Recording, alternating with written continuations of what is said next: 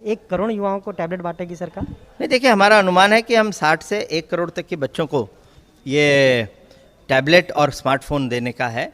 वो हम लोग के संकल्प पत्र में भी था और साथ ही साथ इस साल के हमने बजट में भी उसको रखा था, प्रावधान रखा था। जो बच्चे हैं उन लोगों को अन्य जो शिक्षा के संस्थानों से जुड़े हुए हैं, चाहे वो पोस्ट ग्रेजुएट हों उच्च शिक्षा में, या ग्रेजुएट हों, या कौशल विकास में हों, चाहे वो ITI के बच्चे हों, और मेडिकल उसमें भी हों, प्रोफेशंस में हों, ये पैरामेडिकल्स हों, इन सबको इसके अंदर जोड़ा गया है, कौशल विकास से भी जुड़े हुए बच्चों को। तो उसके अंदर एक प्रक्रिया के तहत उन लोग को ये टैबलेट दिया जाए। 2017 के आपका ये जो संकल्प पत्र था उसमें ये बात थी। 4.5 साल के बाद अब जब चुनाव करीब है तब आप कह रहे हैं कि हम बांटेंगे। नहीं, देखिए, 2 साल बहुत चीज़ें जो थी वो कोविड के जो उसके प्रति जो युद्ध चल रहा था उसमें निकला है।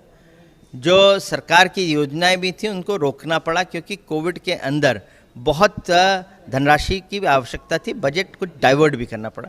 तो इन सब चीज़ों को देखते हुए जब समय हुआ तो हम लोगों ने, अब सरकार उससे बाहर निकल रही है और जो अर्थव्यवस्था है वो सुचारू रूप से वापस पटरी पे आ रही है, तो ये भी किया है बच्चों की।